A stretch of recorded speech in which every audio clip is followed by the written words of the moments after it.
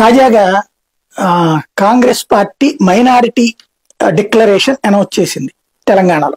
కొత్త జంటలకు 1,60,000 రూపాయలు. ఏం ముస్లిం ఆడమగ పెళ్ళే ప్రయోజనం? మరి హిందువులు క్రైస్తవులు వాళ్ళేం పాపం చేశారు? 1,60,000 రూపాయలు. అది కాకుండా కొత్తగా పెళ్ళైన జంటకి ఏ డబ్బులు ఉపాధి లేకపోతే ఉపాధి ఇవ్వాలి, 1,60,000 రూపాయలు ఇస్తారు. వీళ్ళకి ఎందుకు ఇయ్యరప్పుడు హిందువులకి? ఇది ఒక ఆస్పెక్ట్.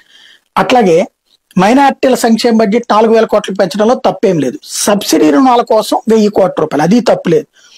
10th తర్వాత 10,000 రూపాయలు. ఏం హిందూ పిల్లలు 10th చదివితే పాపమా? వాళ్ళు 10th అయితే ఇవ్వరా వాళ్ళకి? అట్లాగే ఇంటర్ చదివితే 15,000 రూపాయలు. అంటే హిందువులు ఇంటర్ పాస్ అయితే వాళ్ళు పనికిరాని వాళ్ళు అయ్యారా? అట్లాగే డిగ్రీ పూర్తయితే 25,000. అంటే హిందువులు ఏమైపోయారు? హిందూ పిల్లలు డిగ్రీ చదివితే 25,000 ఇయ్యరా? అట్లాగే పీజీ చేస్తే 1,00,000 రూపాయలు. హిందువుల పిల్లలు ఏం పాపం చేశారు? క్రైస్తవుల పిల్లలు ఏం పాపం చేశారు ఈ అమౌంట్ కి? ఇకపోతే ఎంఫిల్ పూర్తి చేసిన ముస్లిం, క్రిస్టియన్, సిక్కు యువతకి 5,00,000 రూపాయలు. హిందువులు ఏం పాపం చేశారు ఇక్కడ?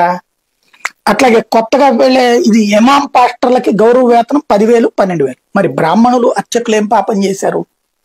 ఓవరాల్ గా చూస్తుంటే మేము ఓట్లు పోలరైజ్డ్ గా ఓట్లేసేటువంటి వాళ్ళని దగ్గరికి తీస్తాం, మిగతా వాళ్ళని దూరం పెడతాం. ఏవో హ్యూమ్ అనేటువంటి బ్రిటిష్ వాడు పెట్టినటువంటి పార్టీ కాంగ్రెస్ పార్టీ. ఇప్పుడు ఆ విభజించి పాలించు. ఆ రోజుల్లో హిందువులని కులాల వారీగా విభజించింది బ్రిటిష్ వాడు. ఆ రోజుల్లో హిందువుల మధ్యన చిచ్చు పెట్టినోడు బ్రిటిష్ వాడు.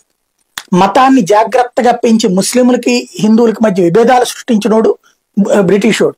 పాఠ్య పుస్తకాల్లో హిందువులని అణచివేత వార్తలు రాసుకొస్తూ పాఠ్యాంశాలు చేర్చుతూ ముస్లింలను రెచ్చగొడుతూ చేసుకొచ్చినటువంటి వాడు వాడే. ఇప్పుడు ఆ ధోరణికి సజీవ సాక్ష్యం సరికొత్త ఫార్ములా.